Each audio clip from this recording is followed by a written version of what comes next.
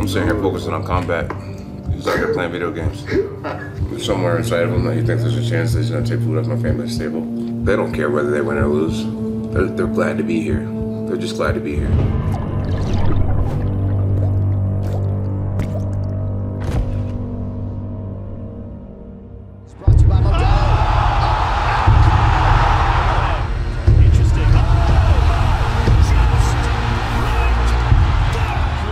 Bienvenue à tous dans le Flashback, l'émission qui vous raconte les plus grandes histoires du sport. En MMA plus qu'ailleurs, un geste peut faire basculer une carrière, pour le meilleur comme pour le pire. De visage du MMA français à paria, il n'y a qu'un pas. Cyril Gane est de ceux qui ont connu la lumière, avant de sombrer brutalement dans l'obscurité la plus ingrate. Comme un autre roi avant lui, Bongamin a été guillotiné sur la place publique. Plus qu'un clin d'œil à la grande histoire, cette mésaventure prouve qu'un statut n'est jamais réellement acquis, particulièrement dans notre cher hexagone.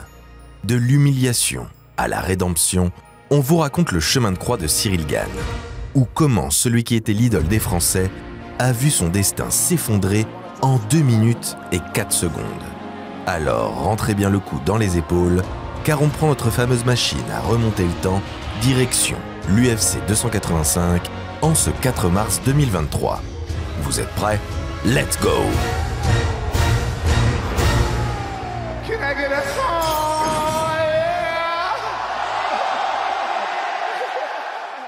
Avant de commencer les choses sérieuses, un petit mot sur notre fidèle sponsor. Le Bongamin est de retour dans la cage. Et pour fêter ça, Unibet te propose du très lourd. La dernière fois que ces deux titans s'étaient rencontrés, Alexander Volkov avait offert une belle résistance à notre Cyril Gane national.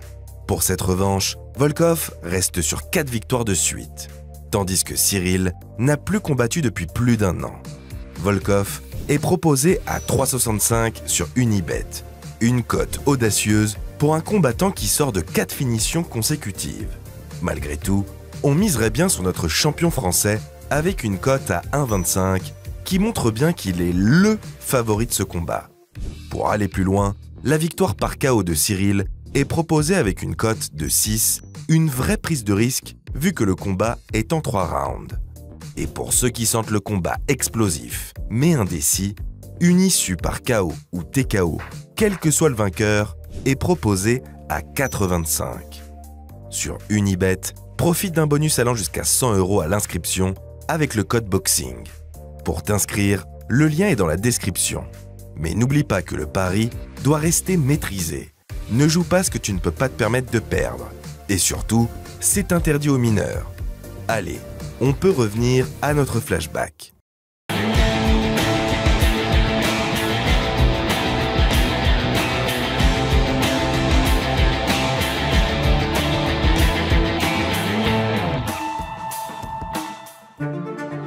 « 2 minutes et 4 secondes. C'est court, mais suffisant pour faire basculer une carrière du tout au tout. Face à la légende vivante, John Jones, Cyril Gane n'a pas existé. Le Français s'incline sans honneur, humilié par un champion bien trop fort pour lui. Bongamin échoue une nouvelle fois aux portes de la consécration. La fois de trop. Le public tricolore est peut-être l'un des meilleurs au monde, mais c'est également l'un des plus impitoyables. On le sait, dans l'Hexagone, l'opinion publique peut changer en un battement de cils. En voilà un bon exemple. Gane, la terreur des bacs à sable. Porté au nu avant le combat, Cyril Gane voit une grande partie de ses fans lui tourner le dos. Son talent est remis en question jusque dans les hautes instances de l'UFC.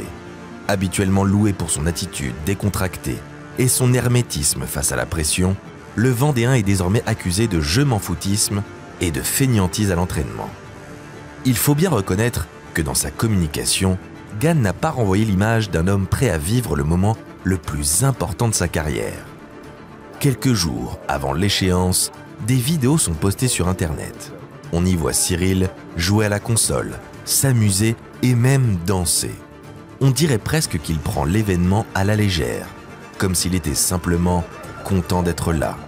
Pendant ce temps, Jon Jones a préparé son grand retour avec le couteau entre les dents. Si Ngannou paraissait déjà intraitable, Jones, lui, est tout bonnement impitoyable. Bones est un homme dangereux. S'il le pouvait, il tuerait ses adversaires sans hésiter une seule seconde. Pour lui, perdre n'est jamais une option. La défaite, il ne la conçoit même pas. S'incliner, ce serait faire voler en éclats sa réputation, entacher sa légende, anéantir sa suprématie. Perdre, c'est ce qu'il y a de plus grave. Et ça, Cyril vient d'en faire l'amère expérience. Bon Gamin est tombé sur un méchant de film, un vrai. Lynché sur les réseaux sociaux, les fans lui reprochent d'être plus acteur que combattant, de trop s'éparpiller dans les médias. Mais la réalité, c'est que le Vendéen a toujours été comme ça. À être trop gentil, on passe pour un faible. Cette expression résume parfaitement la situation du Bon Gamin. Au point que certains oublient un peu trop vite le véritable guerrier qu'il est. Il y a quelques années, voire quelques mois à peine, il était tout bonnement impensable d'imaginer un Français prétendre à un titre UFC. Et pourtant, Cyril l'a fait. Il est celui qui s'est le plus rapproché du Graal. Par 2 fois, l'UFC lui a donné sa chance. Par 2 fois, il est tombé sur plus fort que lui, contre des talents hors normes, générationnels. Avant Gane, quelques pionniers tricolores ont défriché les terres hostiles de l'UFC. Mais lui s'est aventuré là où personne n'avait jamais osé ne serait-ce qu'imaginer mettre un pied. Sans le Bon Gamin, il n'aurait même pas été question d'organiser une soirée UFC à Paris.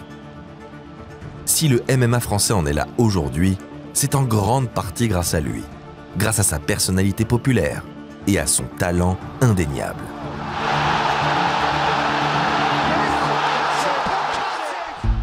Cyril Gane est un poids lourd à part, vif, technique et assez paradoxal. Son footwork est digne des meilleurs middleweight. Dans l'octogone, il se déplace comme s'il pesait à peine 80 kg et frappe avec la force d'un homme qui en fait 120. Son style dans la cage, comme son comportement à l'extérieur, dénote par rapport à ce qu'on a l'habitude de voir chez les lourds. En boxe, comme dans la plupart des autres sports de combat, il existe un mythe autour de la catégorie reine, celle des colosses aussi fascinants que terrifiants. Le champion heavyweight, c'est un peu l'homme le plus fort du monde, le monstre capable d'éteindre n'importe qui.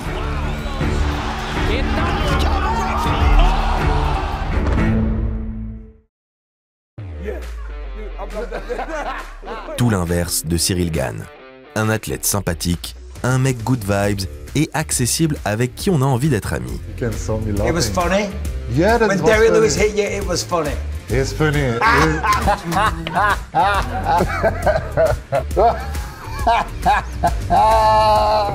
Le Bon Gamin n'est pas un méchant, c'est sûr, et il ne sera jamais un tueur à la Jon Jones. Il se montre particulièrement agréable en interview et envoie même des cœurs à son public. Mais gentil ne veut pas dire faible. To have my face on the poster, that's really crazy. I'm really happy. There you are with the UFC belt. Can you just say what this moment means to you right now? I don't know exactly. Piqué dans son orgueil, Gane n'a pas l'intention de se laisser traiter comme un chien. Et la meilleure des réponses se trouve toujours au cœur de l'octogone. D'autant plus que la catégorie poids lourd est en plein chambardement. Jon Jones n'est pas éternel. Malgré son retour triomphant, Bones ne compte pas faire de vieux os à l'UFC. Au mieux, il lui reste 1 ou 2 combats dans les jambes. La ceinture est donc vouée à changer de propriétaire très rapidement. Soit parce que la légende va raccrocher les gants, soit parce qu'un jeune rebelle va venir bousculer l'ordre établi. La place de numéro 2 de la catégorie vaut donc très cher. Et la bataille pour s'en emparer promet d'être rude. Dans cette lutte de pouvoir, c'est Tom Aspinall qui tire son épingle du jeu. Depuis son arrivée à l'UFC en 2020, le Britannique corrige un par un chaque contender de la catégorie. 9 combats pour une seule défaite, à cause d'une blessure au genou. Et 7 performances de la soirée. Mais surtout, le colosse est d'une brutalité effrayante. Sur ses 8 victoires, un seul homme a réussi à l'amener au 2e round.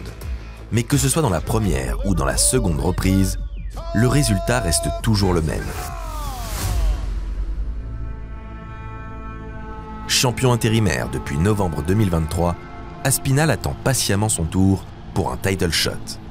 Considéré comme le challenger le plus crédible et le plus méritant, il n'a toutefois toujours pas eu l'occasion de croiser le fer avec l'autre prétendant naturel de la catégorie. En effet, cela fait un moment qu'Aspinall réclame la peau de notre Cyril Gane national. Last one for me. I know you said that you kind of want to take some time and John Jones is the target, but Cyril Gane's calling you out, says he wants to fight. Oh, that's interesting. After I just called him out, went to France and he turned the fight down. Malgré ses nombreuses provocations, aucun de ses call-outs n'a abouti à une opposition concrète. Depuis sa défaite contre John Jones, l'Anglais ne loupe pas une occasion de titiller son voisin d'outre-Manche. I asked for him years ago, didn't want it then. I then asked for him in Paris, they flew me over, we tried to make that fight, he didn't want it then. And we'll see what the UFC want to do. Accusé d'éviter tous ses adversaires, de ne vouloir se battre qu'à Paris, le bon gamin réagit. L'autre, il a ouvert sa bouche au moment où je dis non, je peux pas, je fais un film. Et là, à ce moment-là, il a ouvert sa bouche. Quand je lui disais frérot, je suis là, viens, on se fait ci, ça, il répondait pas. Et c'est au moment où il sait que je pouvais pas qu'il a ouvert sa bouche. Je parle bien de Thomas Aspinall. Quoi qu'il en soit, les deux hommes n'ont pas encore eu l'occasion de partager l'octogone. Car pour le moment, Cyril a d'autres chats à fouetter. Un nouvel UFC Paris se prépare pour septembre 2023, avec en main event l'inévitable Cyril Gane face à Sergueï Spivak. C'est un défi de taille qui attend l'ancien champion intérimaire. Le Moldave est un spécialiste du sol, le point faible réputé du bon gamin. Tout le monde lui promet l'enfer s'il ne travaille pas sa lutte. Mais après tout, Cyril s'est hissé jusqu'au sommet de la catégorie avec soi-disant un niveau débutant au sol. Ça veut bien dire que sa marge de progression est gigantesque, n'est-ce pas? Et puis, qui a dit qu'il laisserait son adversaire avoir le temps de le tester en lutte? D'ailleurs, qu'est-ce qu'il vaut vraiment cet adversaire? Spivak, après avoir affronté John Jones, ce nom semble bien moins prestigieux. Sergueï Spivak, c'est le genre de combattant qui ne fait pas de bruit, mais qui peut poser énormément de problèmes. Le genre de guerrier de l'Est élevé à la dure, dans un environnement où le quotidien se résume en une phrase: marche ou crève. L'ours moldave chasse le succès et la reconnaissance depuis sa plus tendre enfance. Sans être spécialement talentueux, il redouble d'efforts et respecte une éthique de travail irréprochable. Judo, jiu-jitsu, lutte, le garçon développe ses compétences au sol avec application. Presque toujours sous-estimé, il parvient tout de même à se faire une place au WWFC avant d'obtenir son ticket pour l'UFC. Ses débuts au sein de l'organisation reine sont compliqués, un peu à l'image du reste de sa vie. Spivak n'impressionne pas, mais il s'accroche. Moyen partout, excellent nulle part, mais loin d'être bête, il comprend vite que face à tous ces punchers poids lourds, c'est sur le sol qu'il faut miser. Avant d'affronter Cyril, Spivak reste sur 3 succès consécutifs. Mieux encore, sur ses 7 derniers combats en 3 ans, il n'a perdu qu'une seule fois, contre ce diable de Thomas Aspinall. Bref, l'ours moldave n'a beau pointer qu'à la 8e place de la catégorie, il n'en demeure pas moins un adversaire dangereux pour notre Français. This is my time. Polar bear is here. Polar bear is coming. Give me somebody from top 5. Ce dernier prend d'ailleurs l'événement très au sérieux. Le temps de la préparation, Cyril met en stand-by sa carrière d'acteur, de créateur de contenu et toutes ses obligations de célébrité pour se concentrer exclusivement sur son grand retour. Pas question de rater ce retour, surtout devant son public, sur ses terres. Le bon gamin n'a certes pas répondu à l'invitation de Khabib pour venir apprendre la lutte au Daghestan, mais il ne la délaisse pas pour autant. Auprès de Fernand Lopez, son coach de toujours, il travaille dur sur ses points faibles.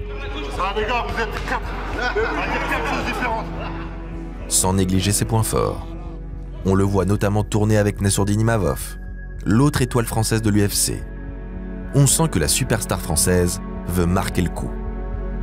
I want this win. I really want this win for my fans, for my country, and for me at first, because it's like a medicine from my last fight.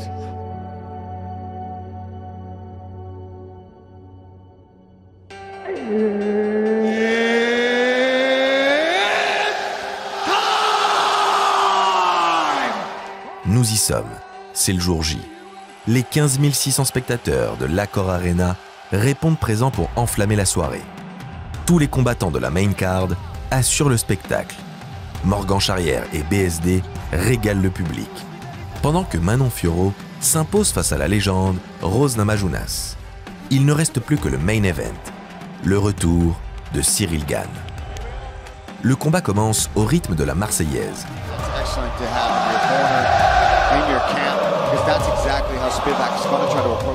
La France malmène souvent ses champions dans les médias, mais quand il s'agit de les soutenir en live, elle ne trahit jamais. Cyril n'en demandait pas plus. Le premier round se déroule sans encombre pour le bon gamin. Comme à son habitude, il apparaît tout en maîtrise. Il cadre, marque des points et ne prend pas de risques. Les tentatives de takedown du Moldave sont admirablement bien défendues. Cyril a bossé, ça se voit, et ses efforts sont récompensés. Mais même s'il a perfectionné sa lutte, le plan A reste encore et toujours le striking. Cyril va le finir, c'est la carrière dont on parle. On parle de comment demander la ceinture, va le finir. Patiemment, le géant français fatigue l'ours moldave. Ultra mobile, il touche puis ressort immédiatement. C'est ça le bon gamin style. Beaucoup pensaient que pour remporter la victoire, Gane allait devoir réciter une leçon de lutte au sol. Finalement, c'est lui qui en donne une à son adversaire, impuissant. Cyril martèle de coups la grande carcasse de Spivak, jusqu'à le faire craquer.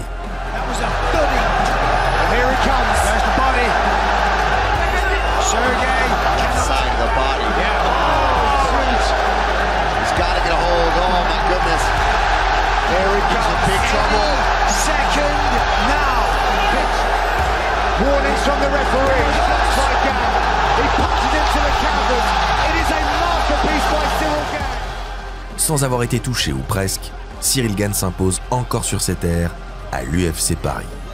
Le bon gamin peut savourer. Après des mois de lynchage, il renoue enfin avec son public. Il rappelle à tous qu'il est le combattant français numéro 1, le visage du MMA dans l'Hexagone. Le message est clair. En dehors du top 5, il n'y a que du menu fretin. Envoyez-lui des fighters de sa trempe. Mais en a-t-il vraiment envie? Depuis sa dernière sortie, Cyril se tient loin de l'octogone. À 34 ans, la fenêtre de tir se réduit de jour en jour. Priorisera-t-il son après-carrière ou au contraire, préférera-t-il se lancer à corps perdu dans un dernier run? Le choix lui appartient.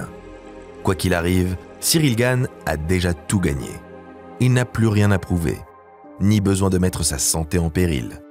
Son statut actuel lui donne accès à de formidables opportunités, notamment au cinéma. Cyril Gane, c'est un peu le Georges Saint-Pierre français. L'UFC est pour lui un moyen d'accéder à la liberté, pas une fin en soi. Pour atteindre cet objectif, le bon gamin ne s'est jamais trahi. Il n'a pas prétendu être quelqu'un d'autre. Il est resté fidèle à lui-même, à ses coachs de toujours et à son pays. Quoi qu'il fasse, Cyril Gane tient toujours parole. S'il s'engage sur un film, comme ce fut le cas cet été par exemple, il va jusqu'au bout, quitte à décliner un fight pour la ceinture intérimaire. Mais il n'oublie pas l'UFC pour autant. Attention, il ne faut pas enterrer Cyril Gane trop tôt. Dans une sorte de demi-finale de la catégorie, le Français offre une revanche à Alexander Volkov pour déterminer qui sera le challenger numéro 1 en cas de retraite de Jones.